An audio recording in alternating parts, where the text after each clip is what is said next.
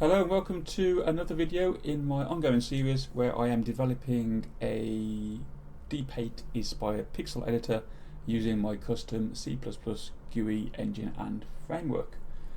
So in the last video we pretty much demonstrated the zoom facility of the canvas. So there we go, just mouse wheel in and out, zoom, buttons down there to zoom in and out. The only thing I've added to that this week is the ability to toggle the side view off and on, just using the little toggle there. So it gives you more real estate for your zoom and it allows you to view the one-to-one pixel resolution of any changes. So that's the only difference to that this week. So we'll just turn off split view. Actually we'll leave split view on, looks good. There we go, so there's King Tut and there's King Tut zoomed in. So this week I've been working on the palette, so that's colour editing and also colour, some basic palette manipulation.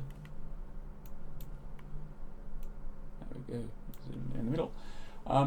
So I haven't changed the basic RGB and HSV editing, so if we just demonstrate that quickly. Any changes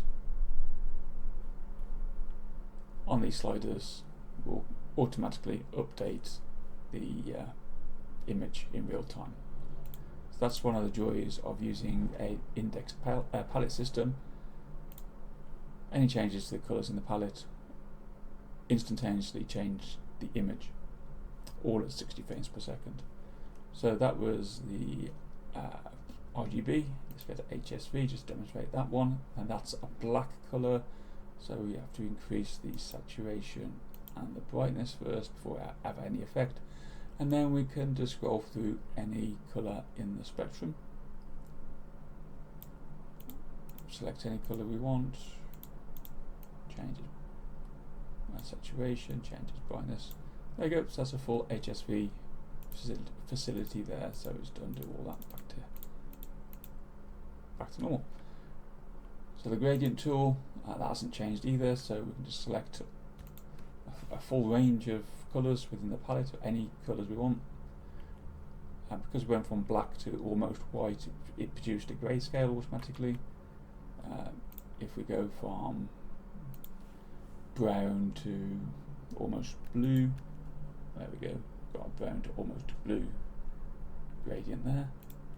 But if we just do the full screen again, full palette, select an intermediate colour of maybe that bright brown there. We can move the intermediate colour left and right within the palette, within the gradient.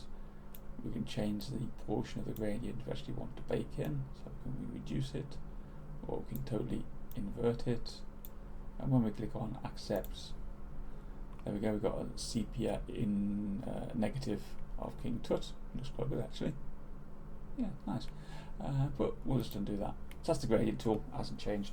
So what has changed is this addition here, the shift tab. So if we select a portion of the palette or all the palette, we can do that using the shift and left mouse button, which is just standard shift and select. Or we've also got now control and left mouse button, which allows us to select individual colours within the palette and deselect them. There we go. So what we'll do is we'll just clear that and we'll select the middle third of the palette. So any changes up here will only affect the selected palette indexes. So we should leave the top and bottom of the palette unchanged. So let's just change the hue. There we go. So you can see the hue in that middle section is changing. Change the saturation. So you can have portions of your palette black and white or full colour, or we can change the brightness. There we go. So that's just changed that block of colours there within the palette. So if we just undo all those, back to normal. So that's the palette shift there. It also works with our colour ramps. So if we just do, there we go, create a colour ramp, and if we go to, I don't know, 26 to 44, that's those colours selected there. If we increase the brightness, that'll increase the brightness of those colours within that ramp there. Just do undo, we do hue and saturation and brightness. Ooh, that brightness is a bit bright. There we go.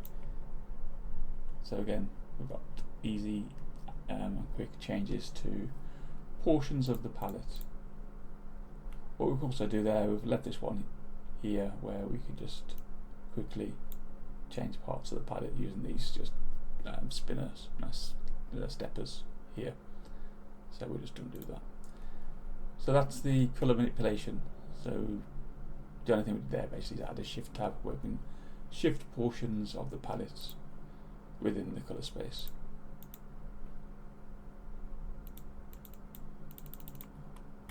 Right, so what else have we done?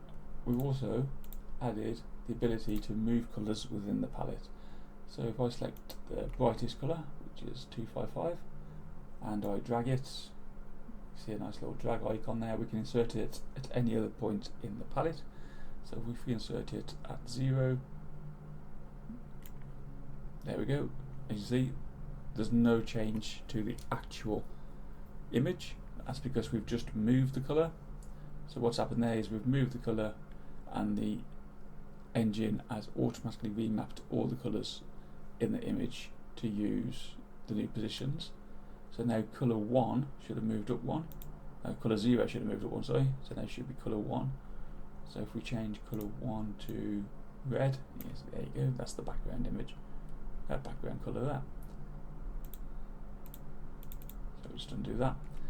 Now what also we can do here is, if we hold down Control and drag, we can copy the colour. So if we copy the 255 colour to colour 0, the background should turn white. And there we go.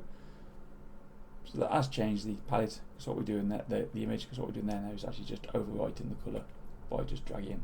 So if we drag the yellow one to there, as you can see,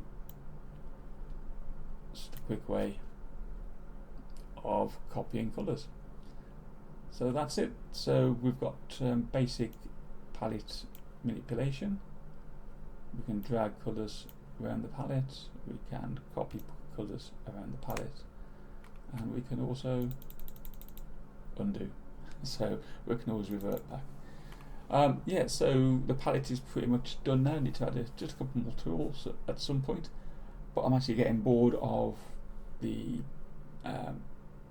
outer framework stuff, so like palettes and layers. What I want to do now is just get some pixels onto the screen, onto the canvas, using our brush system. So I'll probably move on to the brush system now and actually get some pixels plotted onto our canvas. You won't just see King Tut anymore, you might just see me scribbling all over his pretty face. So that's it. Any feedback, let me know in the comments below. Feel free to comment or subscribe or even like the video. Like I keep saying, I'm trying to grow this this channel. I want to keep this as an ongoing series, so you can see as this pixel editor develops, ready for its future release at some point, hopefully in the not too dim and distant future. But yeah, I'm enjoying making these videos. It's just me wittering on, showing you what I've been up to this week. Hopefully some people have some benefit in this. Anyway, that's all for now, and I'll see you in the next video where hopefully I'll be actually plotting some pixels. Okay, take care, and I'll see you next time.